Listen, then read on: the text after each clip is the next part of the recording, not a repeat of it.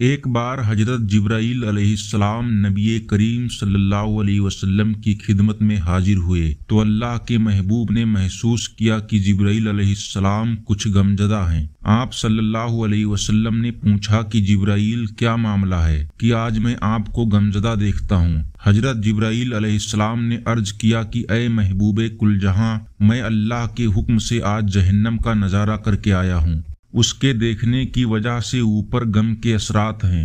نبی کریم صلی اللہ علیہ وسلم نے پوچھا کہ جبرائیل بتاؤ کہ جہنم کے کیا حالات ہیں؟ عرض کیا اے اللہ کے نبی صلی اللہ علیہ وسلم، جہنم کے 7 درجے ہوں گے، ان میں سے جو سب سے نیچے ہوگا اس کے اندر اللہ تعالی منافقوں کو رکھیں گے، جیسا کہ قرآن پاک میں فرمایا گیا ہے۔ اس کے اوپر والے 6 درجے میں اللہ تعالی مشرک لوگوں کو ڈالیں گے۔ اس کے اوپر 5ویں درجے میں اللہ تعالیٰ سورج اور چاند کی پوجا کرنے والوں کو ڈالیں گے۔ 4تھے درجے میں اللہ تعالیٰ آگ کو پوجنے والوں کو ڈالیں گے۔ اس کے اوپر 3رے درجے میں یہودیوں کو ڈالیں گے۔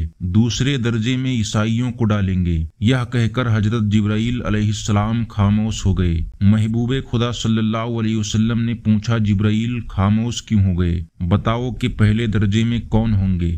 عرض کیا یا رسول اللہ، سب سے اوپر والے یعنی پہلے درجے میں اللہ تعالیٰ آپ کی امت کے گنہگاروں کو ڈالیں گے۔ جب آپ نے یہ سنا کہ میری امت کے گنہگاروں کو بھی جہنم میں ڈالا جائے گا تو آپ صلی اللہ علیہ وسلم بہت غمگین ہو گئے اور آپ نے اللہ سے دعائیں مانگنی شروع کر دی۔ کتابوں میں لکھا ہے کہ 3 دن ایسے گزرے کہ اللہ کے محبوب مسجد میں نماز پڑھنے کے لیے تشریف لاتے، نماز پڑھ کر حجرے میں تشریف لے جاتے اور حجرہ بند کر لیتے۔ حجرے کے اندر پروردگار کے سامنے آہ و جاری میں مشغول ہو جاتے۔ صحابہ کرام حیران ہوتے کہ نبی کریم صلی اللہ علیہ وسلم کیا خاص کیفیت ہے کہ کسی سے بات بھی نہیں کرتے اور نماز پڑھنے کے بعد حجرے کی تنہائی اختیار فرما لیتے ہیں، گھر میں بھی تشریف نہیں لے جا رہے ہیں۔ یہ کیا معاملہ بنا؟ جب 3را دن ہوا تو سیدنا ابو بکر رضی اللہ تعالی عنہ سے برداشت نہ ہو سکا۔ وہ آپ کے حجرے مبارک پر تشریف لائے اور دستک دی اور السلام علیکم لبیک یا رسول اللہ، یعنی اللہ کے محبوب میں حاضر ہوں، لیکن اندر سے کوئی جواب نہ ملا تو حضرت صدیق اکبر واپس چلے گئے اور انہوں نے روتے ہوئے جا کر حضرت عمر رضی اللہ تعالی عنہ سے کہا، عمر، نبی علیہ السلام نے اس وقت میرے سلام کا جواب عطا نہیں فرمایا، لہٰذا آپ جائیں، شاید جواب مل جائے۔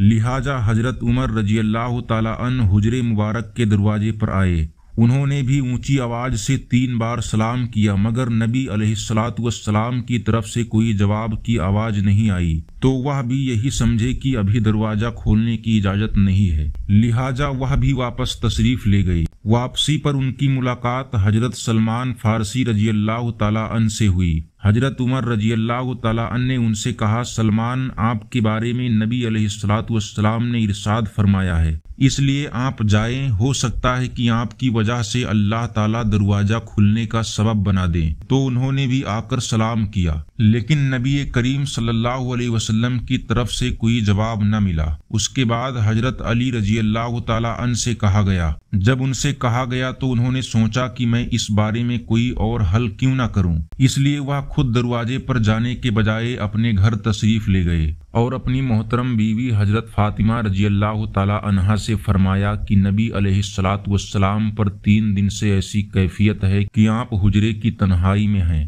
جب مسجد میں تشریف لاتے ہیں تو چہرے انور پر غم کے آثار ہوتے ہیں، آنکھیں آبدیدہ محسوس ہوتی ہیں اور نبی کریم صلی اللہ علیہ وسلم کسی سے کچھ بات بھی نہیں فرماتے۔ لہٰذا آپ جائیں اور دروازہ کھٹکھٹائیں، ہو سکتا ہے کہ آپ کی وجہ سے دروازہ کھول دیا جائے۔ تو سیدہ فاطمہ رضی اللہ تعالی عنہا تشریف لائیں اور انہوں نے بھی آ کر نبی علیہ السلام کو سلام کیا۔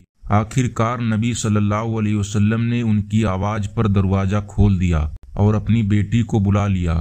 فاطمہ نے پوچھا، اے اللہ کے محبوب، آپ پر کیا کیفیت ہے کہ 3 دن سے آپ مجلس میں بھی تشریف فرما نہیں ہوتے، حجرے کی تنہائی کو اختیار کیا ہوا ہے اور چہرے انور پر بھی غم کے آثار ہیں۔ اس وقت نبی علیہ السلام نے یہ پوری بات بتائی کہ مجھے جبرائیل علیہ السلام نے آ کر بتایا کہ میری امت کے کچھ گنہگار لوگ جہنم میں جائیں گے۔ فاطمہ، مجھے اپنی امت کے ان گنہگاروں کا غم ہے اور میں اپنے مالک سے فریاد کر رہا ہوں کہ وہ ان کو جہنم کی آگ سے بری فرما دے۔ یہ کہہ کر نبی علیہ الصلوۃ والسلام نے پھر لمبا سجدہ کیا، یہاں تک کہ اس سجدے میں بھی روتے رہے۔ آخر کار اللہ تعالیٰ کی طرف سے وعدہ آ گیا کہ اے محبوب، اللہ تعالیٰ آپ کو اتنا عطا کر دے گا کہ آپ راضی ہو جائیں گے۔ اس لیے نبی علیہ الصلوۃ والسلام نے ارشاد فرمایا کہ اللہ تعالیٰ نے مجھ سے وعدہ کر لیا ہے، لہٰذا وہ قیامت کے دن مجھے راضی کریں گے، اور میں اس وقت تک راضی نہیں ہوں گا